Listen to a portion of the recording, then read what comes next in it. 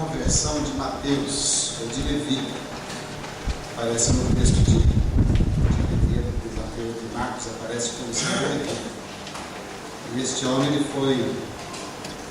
entregou sua vida para Jesus nesse dia, pois ele se tornou o escritor do Evangelho de Mateus.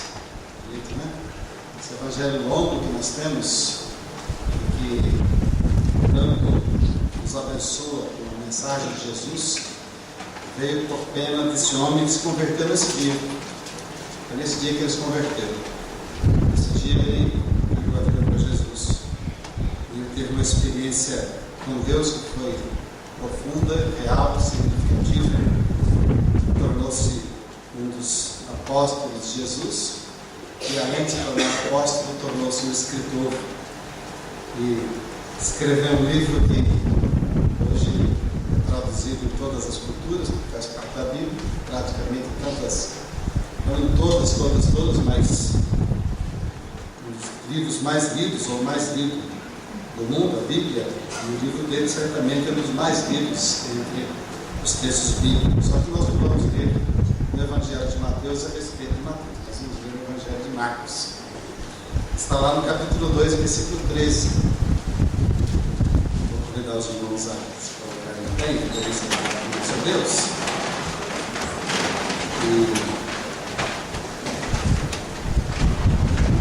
O texto é um texto interessante. Marcos registrou no começo do ministério de Jesus, diferente de Mateus, que vai colocar um pouco depois. Mateus é um evangelho mais completo, mas tem detalhes que Marcos não registra.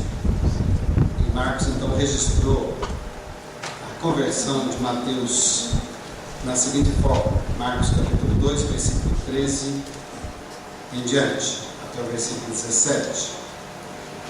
E tornou a sair para o mar, e toda a multidão ia ter com ele, e ele os ensinava. E passando, viu Levi, filho de Alfeu, sentado na alfândega, e disse: segue-me. E levantando-se, seguiu. E aconteceu que, estando sentado à mesa em casa deste, também estavam sentados à mesa com Jesus e com seus discípulos, muitos publicanos e pecadores, porque eram muitos e o tinham seguido. E os escribas e fariseus, vendo comer com os publicanos e pecadores, disseram aos seus discípulos: por que come e bebe ele com os publicanos e pecadores? E Jesus, tendo ouvido isso, disse-lhes: os sãos não necessitam de médico, mas sim os que estão doentes. Eu não vim chamar os justos, mas sim os pecadores. Deus abençoe essa palavra.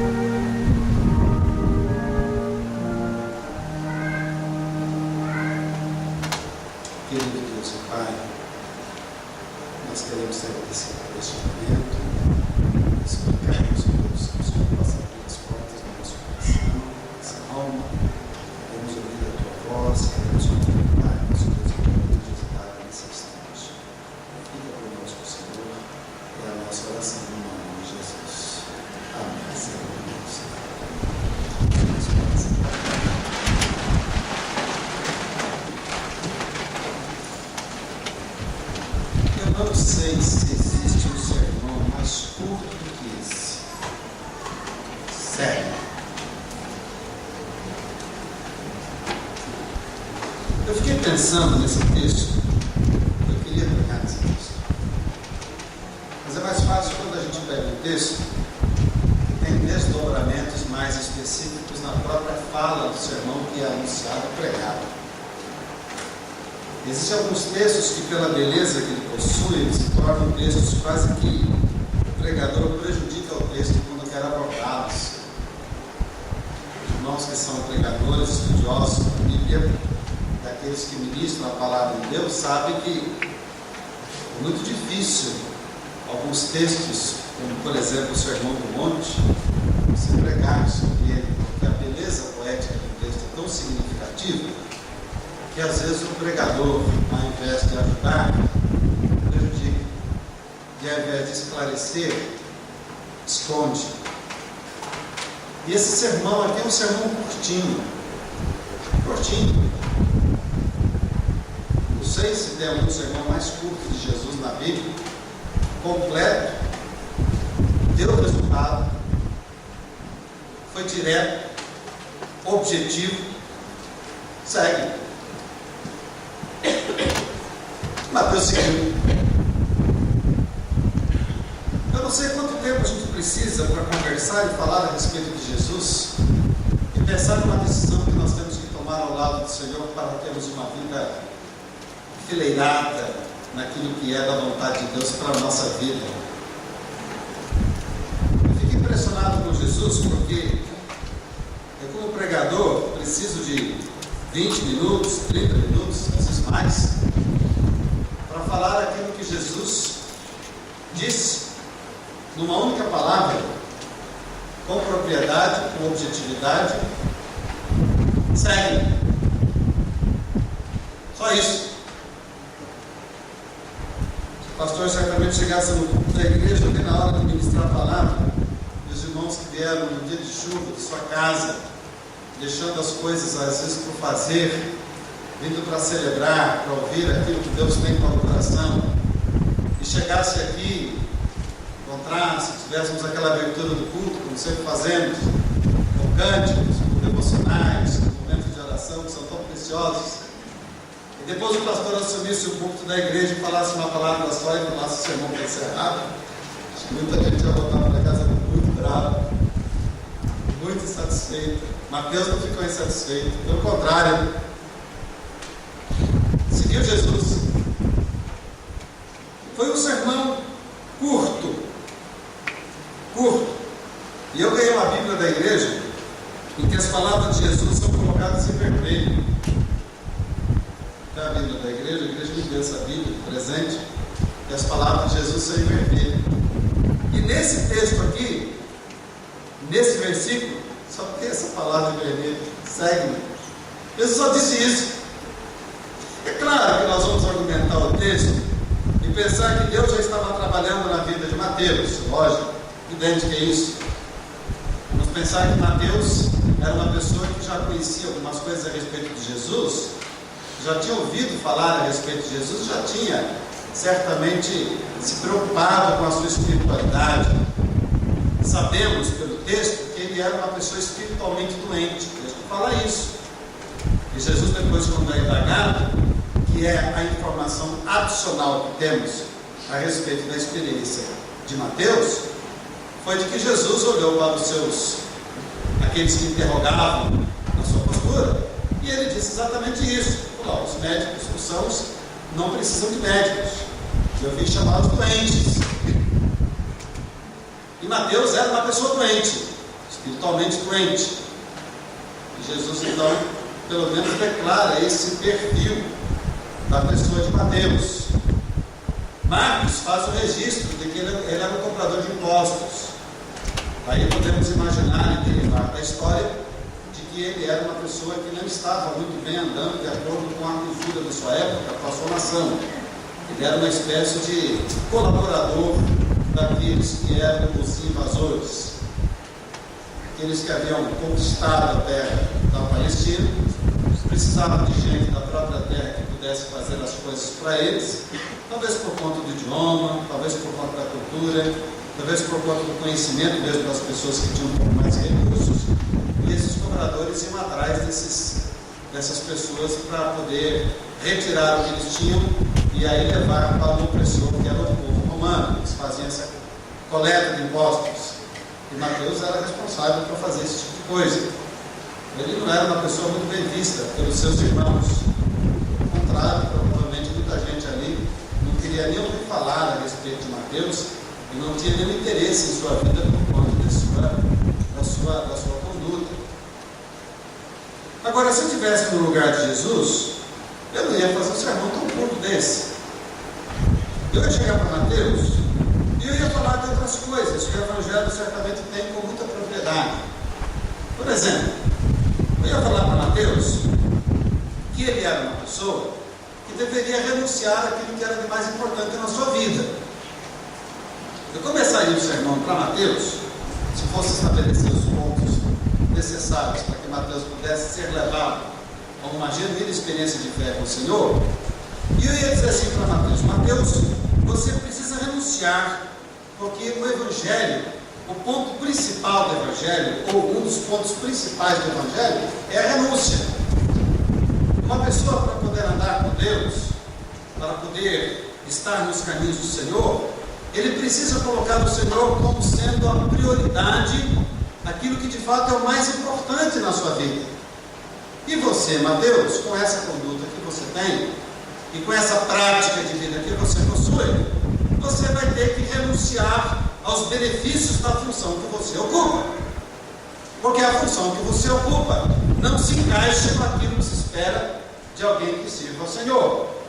Você não pode, Mateus, continuar com a vida que você tem, com o modo que você realizando a cobrança dos impostos que você realiza.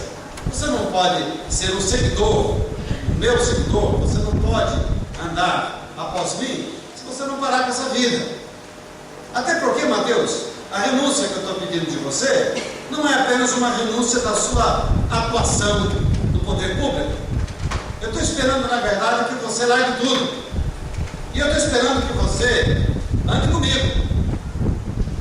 E que você, então, faça essa caminhada pela Palestina, aprendendo, que eu tenho muita coisa para ensinar para você. Jesus poderia ter falado isso para Mateus. Seria verdade. Jesus poderia ter dito assim para ele: olha, Mateus, a pessoa que ainda não me conhece, a pessoa que não anda nos meus caminhos, tem outras prioridades, tem outros objetivos, tem outros sonhos. Você, por exemplo, Mateus, nunca pensou que você pudesse sair pela terra da Palestina e falar do amor de Deus para outras pessoas? Você não tem esse interesse. E eu quero colocar esse interesse na sua vida. Você não sabe o que é isso, porque você não conhece. Você não sabe o que significa amar a Deus sobre todas as coisas. Você não sabe o que isso significa ainda, porque o seu coração ainda não foi transformado. Você só vai entender direito o que significa colocar Deus em primeiro lugar na vida quando você tiver o seu coração transformado. Por enquanto você apenas ouviu falar de Deus porque a sua cultura, o seu povo, onde você habita, fala a respeito de Deus, fala a respeito do culto, fala a respeito do templo. Você conhece o templo, Mateus, você sabe onde ele fica. Você conhece Jerusalém, provavelmente. Você não mora lá. Ele estava habitando na região da Galileia, mas provavelmente você deve conhecer. Você deve saber muito bem o que significa adorar a Deus. É provável, Mateus, que você já tenha ido a Jerusalém levar algum sacrifício. Provável que sim mesmo, porque afinal de contas ele era um judeu. E aí, então Jesus poderia ter falado assim para ele: para Mateus, olha, na verdade você precisa colocar o Senhor como prioridade na sua vida. E você só vai entender direito o que significa renunciar a todas as coisas se você tiver uma experiência comigo. Para você hoje cobrar impostos, manter-se no seu emprego, na sua atividade, embora sendo uma atividade que não seja eticamente correta, para você isso é o mais importante. Mas eu vou dar a você uma razão para você viver. Eu não quero ver você aqui, Mateus, a vida inteira sentado cobrando impostos. Eu não quero ver você parado, estacionado, você sem sonhos na vida, sem uma realização a mais do que apenas ficar gastando o seu tempo com coisas materiais, circunstanciais, se enchendo de poder, de recursos, de dinheiro. Eu acho que você precisaria sonhar mais para a sua vida. E eu acho que você deveria colocar o Senhor em primeiro lugar e você deveria renunciar a estas coisas. Eu, se estivesse no lugar de Jesus, provavelmente faria um sermão começando pela renúncia. Eu diria para Mateus: olha, Mateus, o amor a Deus tem que estar em primeiro lugar. E você precisa abrir mão e tudo isso que você tem para você poder adorar a Deus como Deus gostaria de ser adorado, e servi-lo comigo, sem destino, sem recursos. Você vai caminhar comigo, você vai andar comigo, e eu não vou te dar nada. Nada, não tem nada para te dar, a não ser o amor e a paixão do Evangelho. Se você quiser isso, Mateus, então está aqui. Provavelmente, se eu fosse fazer um sermão para Mateus, eu ia começar por esse lado. Talvez eu começasse também um sermão, não sei se Mateus era casado, não sei se Mateus tinha família. Sabemos que ele tinha uma casa. O texto fala a respeito disso. O texto fala que depois Jesus foi recebido na casa de Mateus, no verso 15. E aconteceu que, estando ele sentado à mesa na casa deste, estava sentado à mesa com Jesus, com seus discípulos, muitos publicanos, muitos pecadores, muita gente que foi ouvir falar: quem é esse homem que convida um sujeito como Mateus para poder fazer parte de alguma missão, de algum trabalho? Nós queremos conhecer esse sujeito. Mateus, então, nem bem já tinha se convertido direito, já arrumou um grupo para poder ouvir, como se fosse um culto doméstico na sua casa. Mas vai ter um culto na minha casa, vai ter um pregador lá, pregador que me chamou. Eu que sou um sujeito desprezado por todo mundo, ninguém gosta de mim, eu sou aquela pessoa, eu resolvi tomar um rumo na minha vida. Você não quer ir lá para ouvir também o que esse homem tem para falar? Vamos lá, vamos escutar, vamos ver o que ele tem para ensinar para a gente. Mas não quero gente boa não, tem só gente ruim só. É cheio de gente que tinha problema na vida, só os outros publicanos iguais a ele, gente que era tão rejeitada quanto Mateus, alguns que tinham uma vida tão equivocada, tão errada, que a Bíblia chama apenas de pecadores. Não diz nem porquê, nem qual a razão, nem qual o fundamento, nem qual a situação. A Bíblia não menciona quais seriam os pecados dessa gente, não diz o que eles estavam fazendo. Também isso não é interessante para o texto, porque o texto não se prende a isso. Aí Mateus saiu junto com essa turma toda, chamou Jesus e falou: vamos lá em casa. E Jesus foi, e aí Jesus então tem uma experiência com quem misturado com esse grupo de pessoas, que essas pessoas estavam lá. Foram os religiosos que não aprovavam muito essa conduta de Jesus, que estavam desconfiados de Jesus, ficaram assim, muito desconfiados, não estavam querendo fazer parte daquilo, vendo que Jesus comia com os publicanos e pecadores. Olhou para eles e falou: mal, por que se faz isso? O que acontece? Por que ele está fazendo isso? Ele comentou com as pessoas, provavelmente comentaram entre si essas coisas, e Jesus então pronuncia o texto que dá base para imaginar que Mateus, apesar de ser uma pessoa que estava já com sua vida definida, era uma pessoa espiritualmente doente.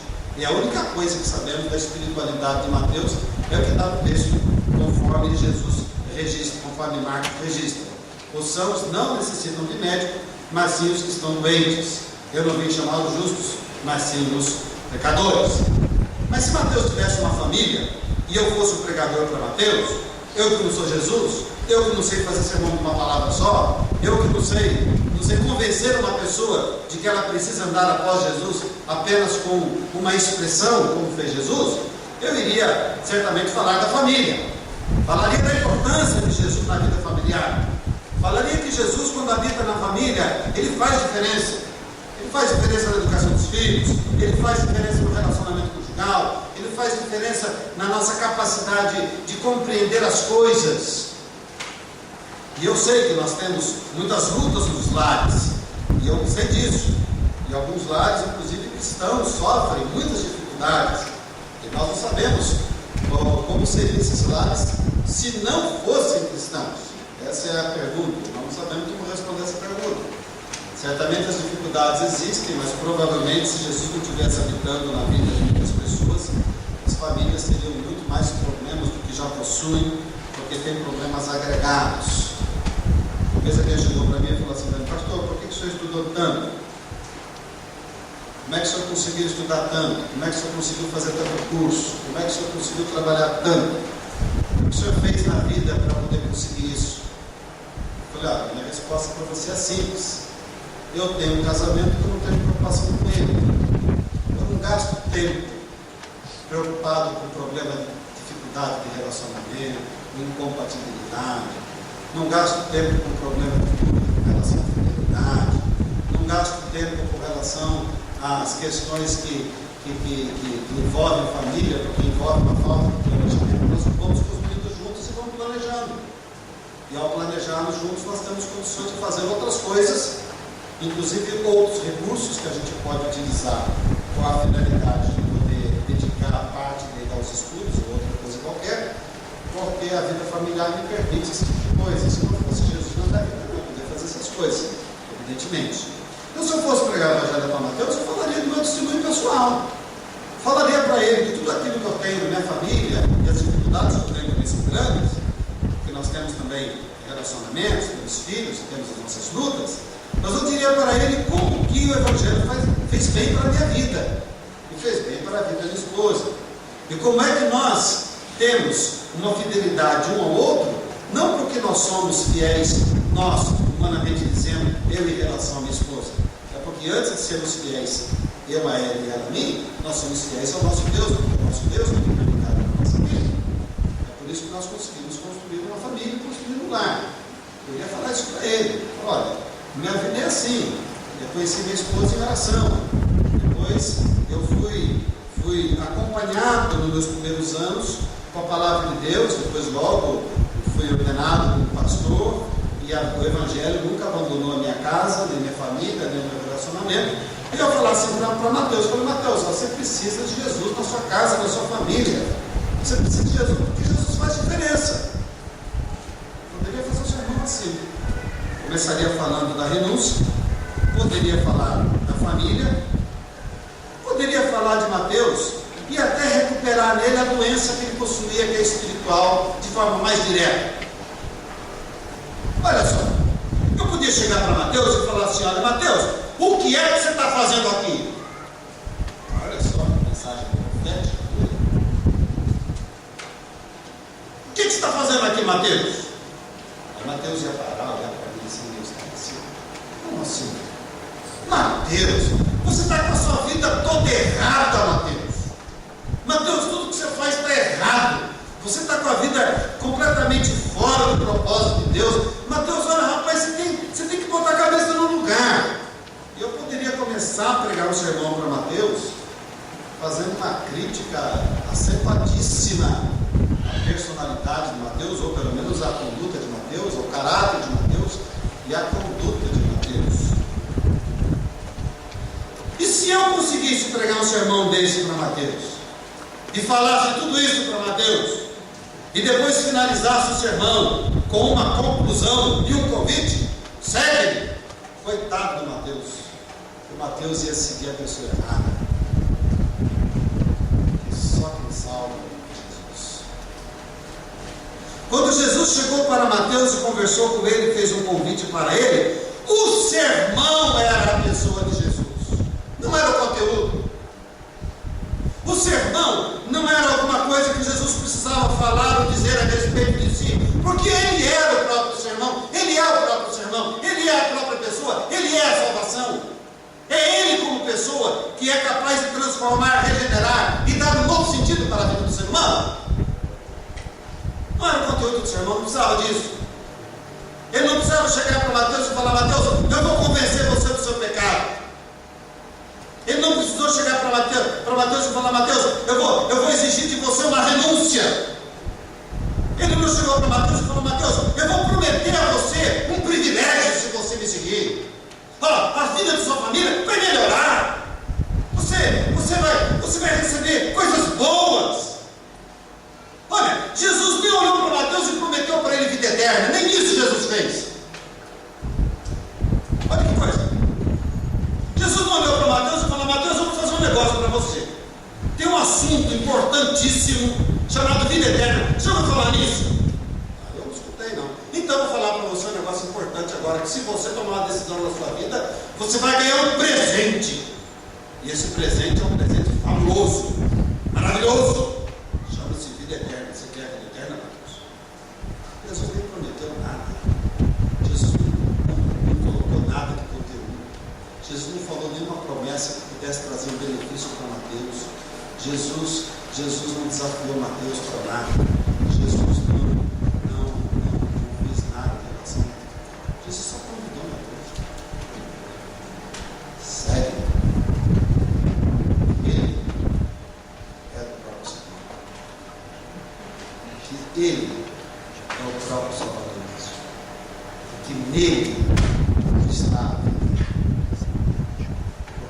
Mateus, que estava doente espiritualmente, precisava de um conteúdo, precisava de uma pessoa, não precisava de um conteúdo religioso, se ele já tinha, precisava de uma pessoa, e essa pessoa é Jesus.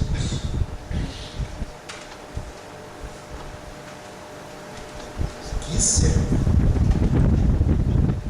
tivesse no lugar de Jesus, tinha feito tudo errado, tinha dado todas as avessas, inclusive por causa da pessoa, eu não queria esse gabarito todo. Primeiro, para pregar um sermão de uma palavra só, nem é possível. Deus não teria qualidades para levar Mateus a tomar uma decisão de um comportamento comum. Passando, viu Levi, que é Mateus, filho de Alfeu, sentado no alfândega, olhou para ele e pregou um lindo, bonito, objetivo, agudo e sincero sermão. Sério. E terminou o sermão. Só isso.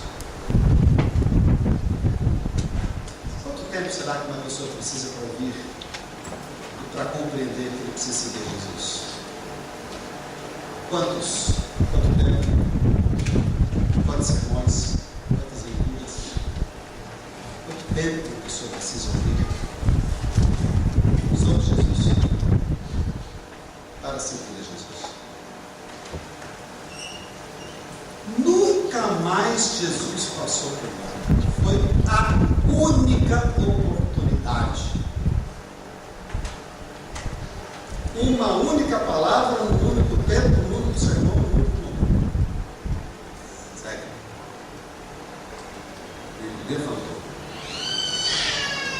Recebeu Jesus. Recebeu Jesus em casa. Deu uma festa para ele. Chamou tudo gente que eram iguais a ele para ouvir a mensagem que Jesus tinha para pregar. E nem bem já tinha se convertido. E nem bem já era apóstolo, já era missionário, e encheu a casa de gente para ocupar para isso, de pessoas que, como ele, também estavam doentes, precisavam de Jesus. O sermão não é o conteúdo, é a pessoa.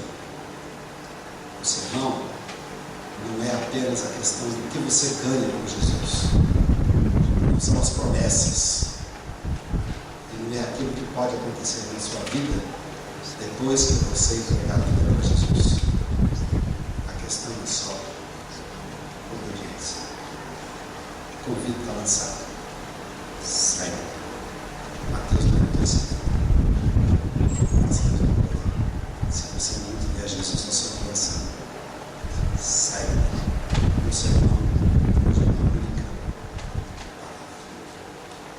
Que Deus nos só Jesus Cristo sabe. Lembre-se, 40 de Deus.